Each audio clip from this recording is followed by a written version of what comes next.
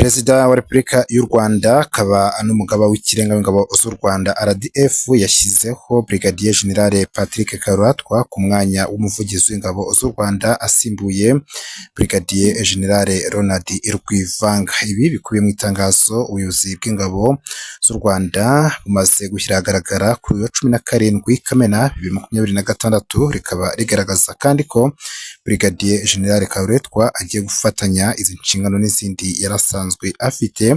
Nk'uko iri tangazo ribivuga, Brigadier General Ronald Rwivanga azakomeza no gukora inshingano yarasanganywe zo kuba umuyobozi mukuru ushinzwe ubufatanye mpuzamahanga mu bya gisirikare muri Minisiteri y'Ingabo, ari nako akora nk'umuvugizi w'ingabo z'u Rwanda. Brigadier General Ronald Rwivanga wa muvugizi w'ingabo z'u Rwanda kuva ku 20 Gicurasi 2026 yatangiye ku mugaragaro inshingano zo kuyobora urwego rukuru umutwe w'ingabo z'ibihugu byo muri Afurika y'Iburasirazuba zihora ziteguye gutabara aho rukomeye, asimbuye Brigadier General Teddy Paul Kahulia Anjema. Brigadier General Patrick Karuretwa akaba yari yarazamuwe mu ntera n'ubundi na Perezida Paul Kagame mu mwaka w'ibihumbi 2024 hari ku itariki ya 10 y'ukwezi kwa kabiri. Brigadier General Patrick Karuretwa uyu akaba yari asanzwe ari umuyobozi mukuru ushinzwe imikoranire mpuzamahanga mu ngabo z'u Rwanda RDF. Mbere y'uko azamurwa agahabwa inshingano nshya agirwa perezida w'urukiko rukuru rwa gisirikare, n'inshingano yagombaga kungirizwamo na Lieutenant Colonel Sumanyi Charles wari wagizwe vice perezida ruriya rukiko. Inshingano uyu musirikare icyo gihe yahawe zagaragaraga mu iteka rya Minisitiri w'Intebe ryagiye hanze ku itariki ya 9 Ukuboza 2024 nyuma y'uko bisuzumiwe mu nama y'abaminisitiri yateranye itariki ya 9 Ugushyingo 2024. Iri teka ryashyiraga mu nshingano abandi basirikare barimo Lieutenant Ndayishimiye Darcy na Lieutenant Mukasakindi Therese, bombi bagizwe abacamanza mu rukiko rukuru rwa gisirikare. Brigadier General Patrick Karuretwa wahawe izi nshingano iki gihe zo kuba perezida w'urukiko rukuru rwa gisirikare akaba yarize amategeko, aho yabanje kubona impamyabumenyi icyiciro cya kabiri cya kaminuza yakuye muri kaminuza y'u Rwanda, ndetse akaza gukomereza amasomo muri za kaminuza zo hanze y'u Rwanda. Akaba kandi afite impamyabumenyi y'icyiciro cya gatatu cya kaminuza yakuye muri The Fletcher School at Tufts University muri Leta Zunze Ubumwe za Amerika. Uretse kuba yari umuyobozi mukuru ushinzwe imikoranire mpuzamahanga mu ngabo z'u Rwanda, umwanya yaramazeho imyaka 3 aho yari yasihawe mu kwezi k'Ugushyingo 2021 ubwo yanazamurwaga mu ntera ku ipeti rya Colonel agahabwa irya Brigadier General.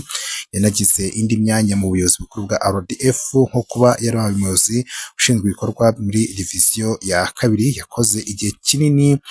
cyane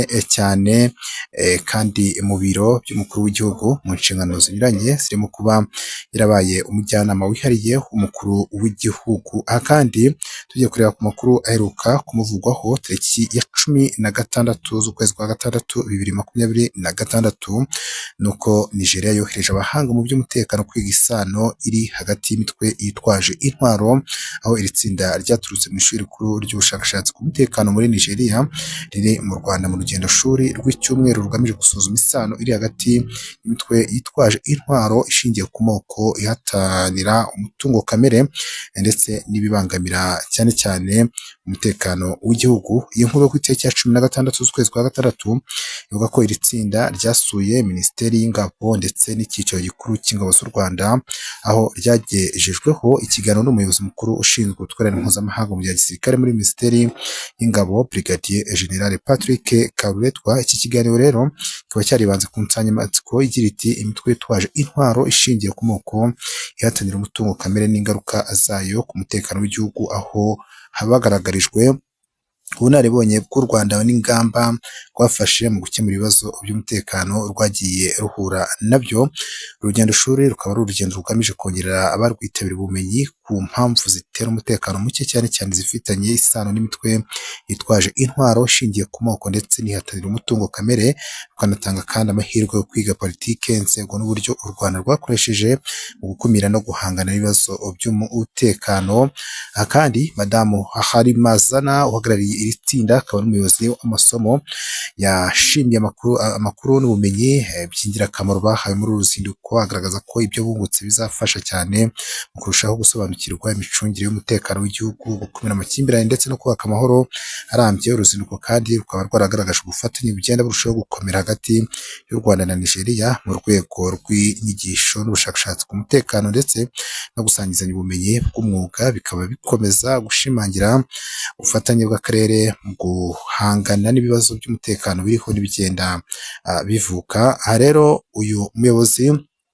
Brigadier General Ronald Rwivanga akaba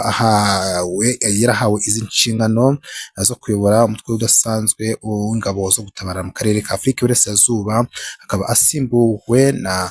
Brigadier General Patrick Karwatwa, ariko n'ubundi uzakomeza kwifatanya n'izindi nshingano yarasanganywe. N'itangazo risohotse mu masaha ashyira ku isaha y'isa 5 ku tariki ya 17 ukwezi kwa gatandatu 2026.